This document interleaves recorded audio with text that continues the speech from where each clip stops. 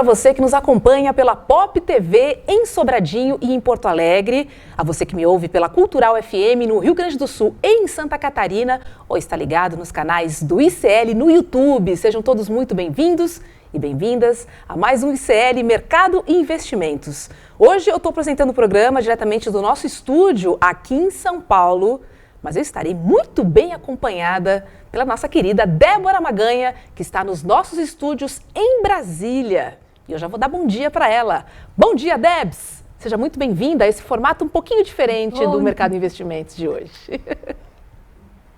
Pois é, bom dia, Robs, bom dia para todos e todas que estão em casa nos assistindo. Hoje eu roubei aqui o cenário da Elô Vilela, roubei o cenário da Manu Borges, porque eu estou aqui em Brasília, estou aqui para participar de uma audiência no Senado daqui a pouquinho. Então, hoje e amanhã vocês vão experimentar um mercado de investimentos um pouquinho diferente. E eu já quero aproveitar que eu estou aqui, aí, muito bem acompanhada, para chamar vocês para estarem comigo e com a Roberta no Papo Legal, porque já tem enquete, inclusive, por lá, enquete de um dos assuntos principais aqui do nosso dia. Então, se você ainda não acessou, acessa lá agora, papolegal.app.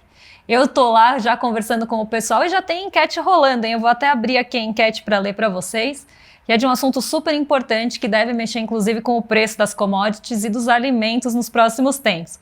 Você acredita que o Brasil está preparado para enfrentar um super El Niño em 2026? Sim, aprendemos com 2024, não, ainda somos reativos e já melhoramos muito. Já melhoramos, mas ainda falta muito. Então, gente, corre lá no Papo Legal, entra na sala Mercado e Investimentos Real Oficial e vem conversar com a gente, porque eu já tô aqui batendo um papo e acompanhando de pertinho essa enquete. Olha, Débora, eu vou de opção B, viu? Acho que ainda somos reativos. Eu não ouvi nada, absolutamente nada de planejamento para eventos climáticos extremos, isso no Brasil todo, não só no Rio Grande do Sul. Então, eu vou de opção B, mas vamos deixar essa enquete aberta porque a gente quer ouvir a sua opinião. Eu vou trazer os destaques, depois a nossa agenda e a gente volta a falar com a Débora, tá bom? Ontem a Bolsa teve mais um dia de queda e o dólar voltou a passar dos R$5. A gente vai ver os números do fechamento daqui a pouquinho, em instantes, tá? O outro destaque que eu trago é que o presidente do Banco Central, o Gabriel Galípolo, ele participou ontem de uma audiência no Senado. E nós, claro, vamos repercutir as declarações dele hoje aqui no programa também. Este próximo destaque está relacionado à nossa enquete, porque a gente está falando de um assunto que vem aparecendo com frequência nos jornais. São os eventos climáticos extremos. O El Niño pode chegar no segundo semestre desse ano e as previsões são preocupantes. Daqui a pouquinho eu vou me aprofundar nesse assunto. E hoje ainda a gente vai falar sobre o relatório semestral da ONU com as perspectivas para a economia global. E eu já adianto aqui que a previsão é de uma desaceleração da economia no Brasil, tá? Daqui a pouquinho tem mais um assunto para a gente tratar, mas antes, vamos dar uma passada tradicional na nossa agenda do dia. Bota na tela, por favor, aí. Olha só, gente, a agenda começou às 3 da manhã, com a Alemanha divulgando os dados do Índice de Preços ao Produtor, o PPI do mês de abril. Ainda às 3 horas, no Reino Unido, tivemos o Índice de Preços ao Consumidor, que é o CPI, e o núcleo do CPI de abril também. Às 6 da manhã foi a vez do CPI e do núcleo da zona do euro serem divulgados. E nos Estados Unidos, às 11h30, portanto daqui a pouquinho, saem os números de estoques de petróleo, gasolina, destilados e taxa de uso das refinarias referente à semana até 15 de maio. Tem mais agenda no período da tarde. Olha só, gente, às 2h30, aqui no Brasil, o Banco Central vai divulgar o fluxo cambial semanal. Voltando para os Estados Unidos, às 3 da tarde, o Fed vai divulgar a ata da sua última decisão monetária. E às 9h30 da noite, no Japão, saem os dados preliminares de maio do PMI, que é o Índice de Gerentes de Compras. São 3 dados do PMI, o composto, o industrial e o de serviços. Vamos dar uma olhadinha como é que fechou o pregão de ontem? Bota na tela aí, por favor. Vamos ver aí, ó. O Ibovespa, então, ele encerrou negativo em menos 1,52% aos 174.279 pontos. O dólar, como eu já adiantei, fechou positivo, né? Foi cotado a R$ 5,04, aí alta de 0,85%. Lá fora, o S&P 500 fechou negativo em menos 0,67% e a Nasdaq também fechou negativa em 0,84%. Vamos voltar a fazer nossa conexão com Brasília, com a Débora Maganha, para a gente entender melhor o que impactou ontem o mercado. Débora, conta pra gente aí. Olha, ontem, Robs, o dia foi mais um dia de queda, já a terceira consecutiva aqui na nossa bolsa. E o Ibovespa, ele estava numa situação ali que ele estava parecendo um bagre ensaboado, ninguém conseguia segurar o Ibovespa. Quando ele começou a escorregar, ele foi meio que na onda de Nova York. Então a gente até começa o dia ensaiando uma recuperação, ainda que fosse muito leve, mas da mesma forma que foi uma recuperação leve, ela ficou muito fragilizada. Então qualquer movimento adverso ali ia derrubar a nossa bolsa. E foi o que aconteceu. Quando Nova York vira o humor e a gente continua tendo o acirramento das tensões geopolíticas, a não resolução do conflito entre os Estados Unidos e o Irã e a alta do preço do petróleo, o mercado vira, muda de humor, nada consegue realmente segurar a bolsa no terreno positivo. Só para vocês terem uma ideia, de todas as ações que compõem o Ibovespa, só 4 ficaram positivas ontem. E as quedas foram realmente severas. E Nova York acabou puxando esse mau humor, porque quando a gente tem a queda movida por esse movimento mais de cautela, esse sentimento mais presente da aversão ao risco, as bolsas de países emergentes sofrem mais. Então, quando Nova York começa a cair, aí que o bagre mesmo escorrega e vai embora. Então, a nossa bolsa, ela mais uma vez respondeu a essa movimentação que veio de fora, e principalmente esse mau humor do exterior. A gente tem visto uma retirada muito grande do recurso estrangeiro aqui do Brasil. Inclusive tem um jargão de mercado que se fala muito lá fora, que é o sell in May and go away, né? Que é quando as pessoas estão quase saindo de férias lá nos Estados Unidos, férias de verão. Então elas vendem em maio e vão embora, picam a mula. E a gente viu justamente esse movimento acontecer com o dinheiro estrangeiro aqui. Parece que está reforçando esse velho jargão do mercado. Já no mês de maio, tomba de 7% na bolsa, a semana já está negativa em 1,70%, e aquele entusiasmo que a gente via no começo do ano, de uma bolsa bem para frente, bem para cima, no acumulado do ano ele já está diminuindo e perdendo a empolgação. Isso porque esse conflito no Oriente Médio, essas tensões geopolíticas têm aumentado o preço do petróleo, vem junto a isso a expectativa de inflação, e a gente sabe que o único remédio amargo que é dado nessa situação é o aumento dos juros. Então os juros futuros eles estão subindo com frequência. Ontem os juros dos Estados Unidos para vencimentos de 30 anos foram para o maior patamar desde 2007. Então mais de 20 anos aí que a gente não via, quase 20 anos, foi o maior patamar em 2 décadas, para ser mais exata. Então a gente vê um movimento de muita aversão ao risco, dinheiro buscando essa proteção no dólar, buscando essa proteção no mercado de renda fixa e saindo no geral das bolsas. O que ainda resiste um pouco é o setor de tecnologia nos Estados Unidos, mas também com suas fragilidades. Então, ontem nem a Petrobras conseguiu segurar esse movimento. A Petrobras não contribuiu com nada ontem, até indo mais na contramão do movimento do petróleo e acompanhando o mau humor generalizado. Então foi mais um dia que parece que a gente está repetindo aqui, eu brinco, parece que eu estou no dia da marmota. Um dia eu falo que o movimento melhorou um pouquinho porque os investidores ficaram menos cautelosos porque tem alguma esperança da resolução do conflito entre os Estados Unidos e o Irã, e no outro eu venho falar o contrário, porque parece que nada saiu do lugar, Donald Trump voltou atrás e a gente volta para a areia movediça. A gente está nessa situação de dia sim, dia não, mas nos últimos tempos tem sido mais dias não. A bolsa tem caído mais e sofrido muito mais ajustes por esse mau humor e esse pessimismo global. Agora, Débora, mudando um pouquinho de assunto, o presidente do Banco Central, o Gabriel Galípolo, ele foi ontem para o Senado, né? Hoje vai você, mas ele foi ontem no Senado, para uma audiência pública na Comissão de Assuntos Econômicos. E nós tivemos algumas declarações interessantes, tá? Eu gostaria de destacar duas falas de ontem do Galípolo para comentar com a Débora. A primeira é uma resposta do Galípolo ao Renan Calheiros sobre o Banco Central não explicar a situação da liquidação do Master ao público. Abre aspas aqui, ó. O que ele disse? O Banco Central não tem que pegar a televisão, gravar um Instagram, um TikTok fazendo isso. O Banco Central não é palanque. O Banco Central toma a decisão correta, independentemente de quem está jogando pedra e fazendo barulho. Fecha aspas, presidente do Banco Central do Brasil, Gabriel Galípolo. Débora, você concorda com ele? Olha, eu discordo, Roberta, do Galípolo em vários pontos, viu? Eu discordo em relação à condução da política monetária, um banco central mais conservador do que o necessário, essa persistência dos juros. Então, eu tenho uma série de discordâncias em relação principalmente à condução da política monetária.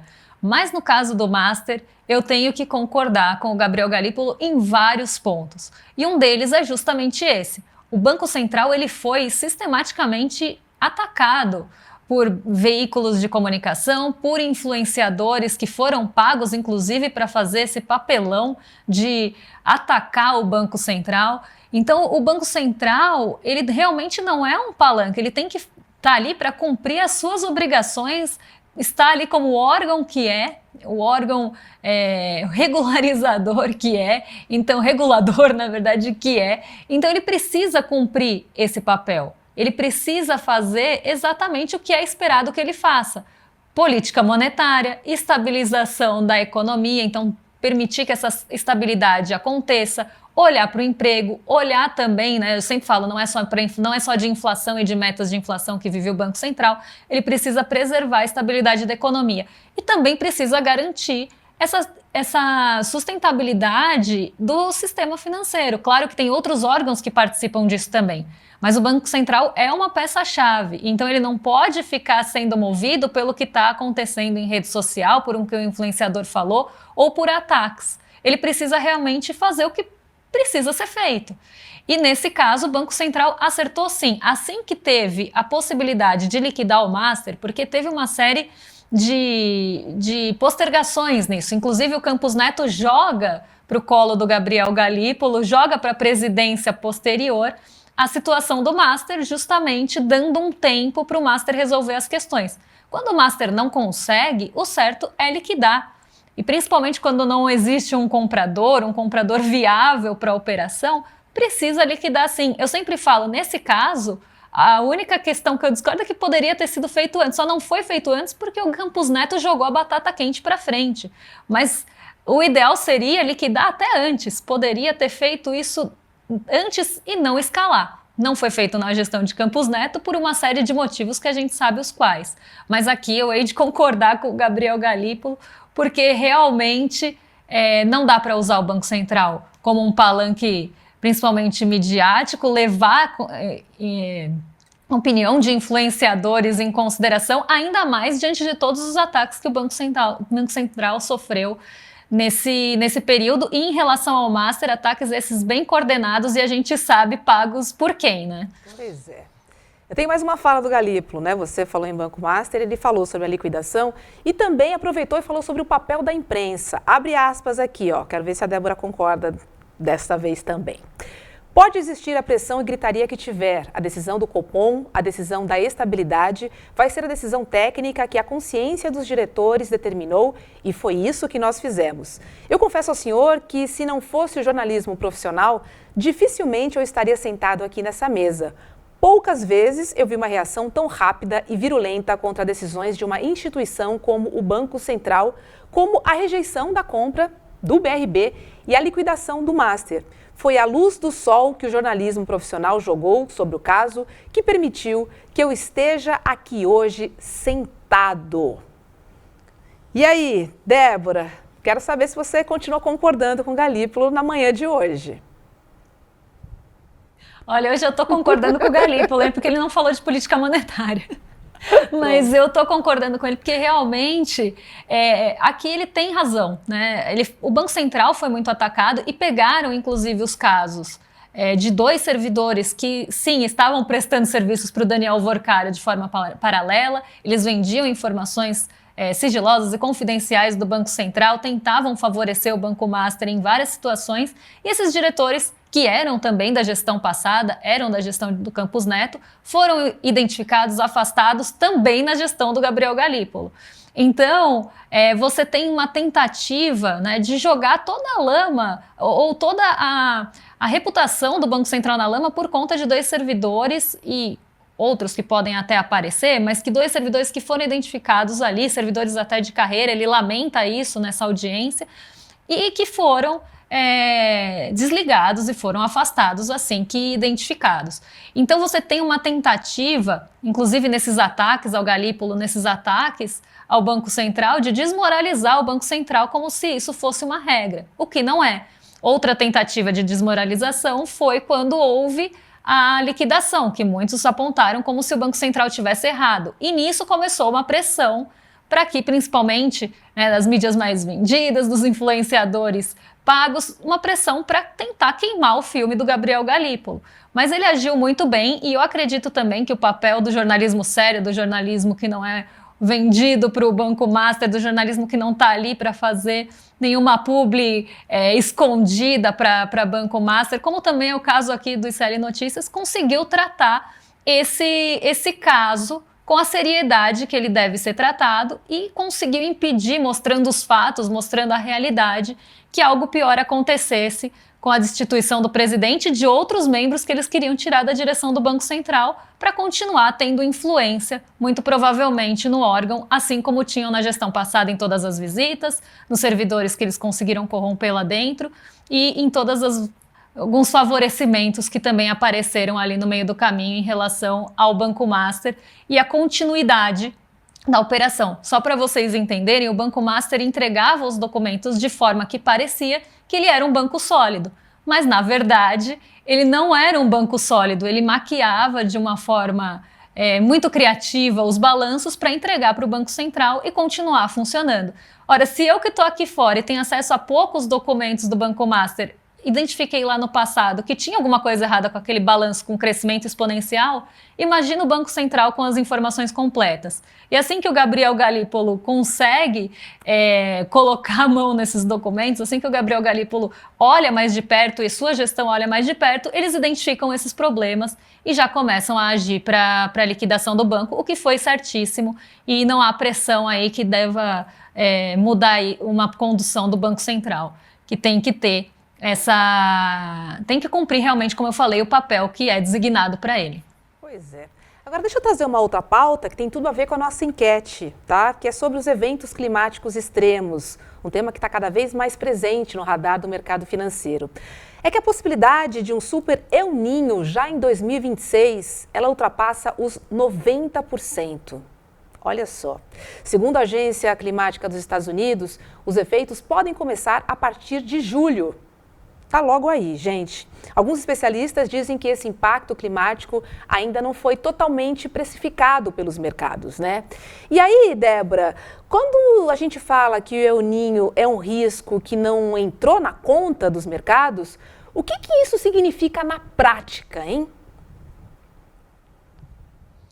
Olha, quando a gente teve, outras questões climáticas que acabaram mexendo muito, principalmente com o preço das commodities, a gente viu, isso sem contar, eu nem vou entrar em toda a desgraça que aconteceu com as pessoas que moram, por exemplo, no sul do país, eu nem vou entrar nesse mérito, porque foi uma devastação geral e muitas pessoas foram afetadas, ficaram desabrigadas, tiveram ali as suas vidas destruídas com as mudanças climáticas e com as condições extremas que aconteceram, com os eventos extremos que aconteceram. E agora a gente tem, mais uma vez, essa possibilidade de acontecer de novo. E o que eu vejo aqui do mercado financeiro é que a precificação desse risco, ela é sempre menor, parece que nunca vai acontecer. Parece que é uma coisa muito distante, então as condições estão mudando, isso está na cara, a gente consegue ver que os eventos climáticos eles têm aparecido com muito mais frequência do que anteriormente, e cada vez com condições mais extremas, mais severas, e penalizando, por exemplo, como a gente viu, plantações. A nossa safra do ano de 2024 quebrou muito por questões climáticas. Ou era seca excessiva, ou era chuva excessiva, ou eram queimadas que se alastravam. Então a gente viu uma série de questões, e claro que as queimadas também têm toda a ação humana por trás, e eu sempre falo, né, o agro parece que não percebe, mas karma is a bitch, porque eles mesmo estão fazendo as condições ruins para que esses eventos os penalizem depois. Sim. Então eles criam toda a condição, eles exploram a terra de forma depredatória, eles vão ter uma atitude sem nenhuma responsabilidade com o solo, sem nenhuma responsabilidade com o clima, e quando vem a questão climática, parece que fica todo mundo surpreso, sem esperar. E o mercado também parece ter uma leitura um pouco mais distante disso, como se fosse uma coisa que pode acontecer, mas também pode não acontecer. E agora, o que eu vejo é talvez uma atenção um pouquinho maior pelo que aconteceu no passado. Então, pelo que aconteceu em 2024, agora se dá uma atenção um pouco maior, mas talvez não a atenção devida, porque como você mesmo falou, Roberta, no começo do programa, mesmo com tudo o que aconteceu em 2024, mesmo a gente vendo todo o estrago que uma condição extrema de clima pode causar, parece que as pessoas não aprenderam nada para políticas públicas em relação a isso. E muitas vezes eu vi o mercado financeiro ir contra, né, colocando, a gente até falou isso à época, porque foi estarrecedor, o mercado financeiro se colocava contra os gastos para a reconstrução do Rio Grande do Sul, para a reconstrução do sul do país, porque era gasto, era planilha, né? Eles estavam vendo só o lado do gasto público e não das vidas que tinham sido destruídas lá. Então, existe toda uma visão também, né, em relação ao custo fiscal disso. Não se tem que olhar para custo fiscal quando a gente está falando de evitar uma tragédia climática, que pode gerar, inclusive, um custo maior, ou de salvar pessoas que estão nessa situação. Então, aqui eu vejo, né, esse distanciamento por dois pontos. Um, por achar que é um evento que pode acontecer, mas ainda está distante, e quando vem parece que pega todo mundo de surpresa. E outro, de colocar como se tudo fosse gasto nessa situação, quando na verdade a gente está falando de uma emergência e que precisa ser olhada de perto. Então eu vejo a desconexão nesses dois pontos, mas é algo que, se acontecer na magnitude que se espera, vai causar muito estrago, vai quebrar a safra de novo, e aí não adianta as pessoas fingirem, Roberta, que foram pegas de surpresa mais uma vez, porque já está sendo avisado com bastante antecedência e a gente está vendo acontecer. A mudança está aí, né? Só não vê quem não quer. Eles culpam sempre a palavrinha extremo, né, Débora? Extremo, que é algo que, assim, mesmo planejando, ela fica incontrolável. Essa é a desculpa para quem não planeja e para quem não organiza, né? Porque no final das contas, no final do dia, a gente gasta mais correndo atrás do prejuízo, Débora. Por que não investir em planejamento? Não faz o mínimo sentido. Quer dizer, pensando que a gente vota de 4 em 4 anos, até faz, né? Infelizmente. Agora, continuando aqui pelo Brasil, a Organização das Nações Unidas divulgou ontem o relatório semestral sobre a economia global. E o documento diz que nós vamos crescer menos em 2026. A projeção é de que o PIB brasileiro avance 2% nesse ano, uma desaceleração em relação ao crescimento de 2,3% registrado em 2025. O relatório diz ainda que para 2027 a gente deve ter uma retomada da economia. E aí, Débora, a ONU aponta então os juros altos como o principal freio, né, da economia brasileira. Mas o Banco Central diz que a Selic elevada é necessária para segurar a inflação, que já está pressionada. A pergunta é muito simples: como é que nós, pobres mortais, ficamos nessa história? Eu acho que aqui, né, Roberta, a gente tem que pensar de onde vem essa inflação, né? Porque a gente está falando aqui, a gente já falou de condições climáticas, a gente falou de quebra de safra, a gente falou de queimada, de chuva excessiva, de seca, a gente falou de petróleo alto, por conta dos conflitos, a gente não falou, mas poderia ter falado da questão logística envolvendo o Estreito de Hormuz e de outras rotas marítimas que acabam mudando por alguns eventos externos também. Então, a gente falou de vários assuntos aqui que mexem com os preços. Se tem questão climática, você vai ter quebra de safra e, como eu sempre falo aqui, para mercado, para produtor, o alimento, ele não é alimento, ele é commodity. Então, a gente está falando de preços de commodities negociados no mercado internacional. Se você tem uma alta no preço do petróleo, seja por logística, seja por uma região produtora atacada, você também tem aumento do preço da commodity, que é o petróleo, que também é negociado no mercado internacional. Aí eu pergunto, o que eu sempre pergunto para a nossa audiência: o que vai resolver manter a taxa de juros mais alta em relação a uma inflação que vem da oferta? Porque a gente está falando da oferta de alimentos, a gente está falando da oferta de petróleo, a gente está falando da oferta de suprimentos globais. Então, subir a taxa de juros não vai resolver o problema inflacionário que vem da oferta. O que vai fazer? Vai esmagar a demanda, vai sufocar a economia urbana e isso vai fazer com que a inflação caia na marra. Porque a inflação nada mais é do que uma média ponderada de vários grupos.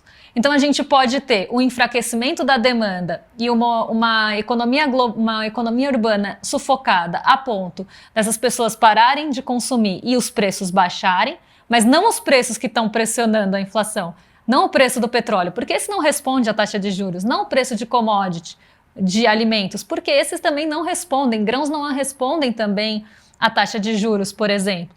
Então a gente vai baixar na marra a inflação, mas na média ponderada, porque o grupo dos alimentos vai continuar pressionando, o grupo dos combustíveis vai continuar pressionando. Então o que eu vejo aqui é o diagnóstico errado e o remédio errado. É como se você... Eu sempre brinco com a audiência, Roberta, você tem um paciente com dor de cabeça. Aí você fala, vou cuidar da dor de cabeça dele. Em vez de você dar um remédio para dor de cabeça, você corta a cabeça fora. Você mata o paciente e acabou com a dor de cabeça. Então é isso que acontece, né? Uma taxa de juros alta sufoca a economia, vai matando o paciente aos poucos e não resolveu o problema. O problema continua ali, que é a inflação de oferta, mas você sufoca e realmente enforca a economia a ponto de você ter uma atividade econômica mais baixa e isso diminui outros preços que não eram o problema. Mas na média, né, a gente também brinca, se botar a cabeça no freezer e o pé no forno, na média a temperatura está 36 graus. Então na média a inflação baixou, mas você causou um problemão de consequência. Então eu acho que a taxa de juros é um problema, vai diminuir a atividade econômica e não vai resolver o problema da inflação. A gente vai continuar tendo inflação de oferta de alimentos, de combustíveis e do que pesa mais no bolso do brasileiro, que é alimentos e da classe média, combustíveis. Viu, seu Gabriel Galípolo? A Débora concordou com quase tudo que o senhor disse ontem no Senado, mas quando a gente fala em juros, você sabe, né? Ela aí tem não uma tem visão como. completamente diferente da sua e do Banco Central. A gente tem o resultado da nossa enquete, Débora. A pergunta era, você acredita que o Brasil está preparado para enfrentar um super El Niño em 2026?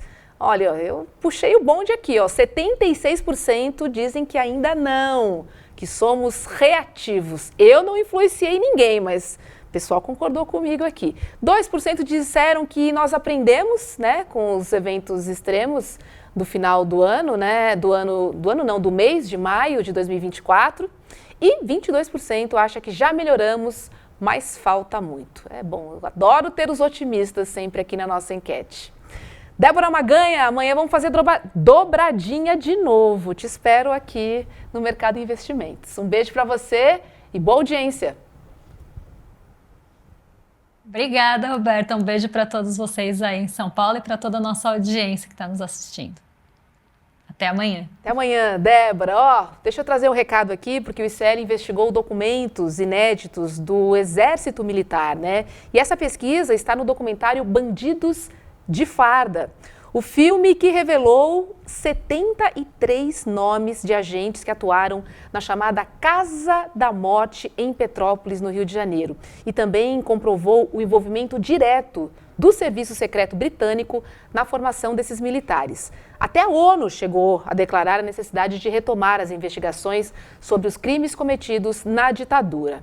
Bom, a estreia foi uma noite histórica, foi um sucesso e uma verdadeira consagração, né, para o nosso jornalismo que, olha, como disse a Débora, não tem patrocínio, é um jornalismo corajoso, independente e necessário, principalmente para a gente reescrever a história do Brasil. Agora é o seguinte, se você perdeu, corre, mas corre, que o replay está disponível por tempo limitado. Limitado quer dizer que pode sumir a qualquer momento, tá? tá bom? Então corre e acesse lá iclmercado.com.br para assistir na íntegra o documentário e também o debate, né, que aconteceu com a Juliana Dalpiva, o Chico Otávio, juntamente com Eduardo Moreira. Corre que é por tempo limitado e esse doc tá demais. Dando os parabéns aí a toda a equipe do ICL, a equipe que está nos bastidores e que também conduziu aí os roteiros, né, e a pesquisa e o jornalismo investigativo também dessa turma que é incrível e que ajudam a gente a esclarecer pontos importantes e muito distorcidos da nossa história. Tá chegando aí o Rolê ICL, bota na tela que temos William De Luca e Guga Noblar. Eles estão diretamente aqui do andar de cima, porque o rolê começa agora. Obrigada pela sua companhia e amanhã a gente se encontra aqui no Mercado e Investimentos. Bom Rolê ICL para você. Tchau.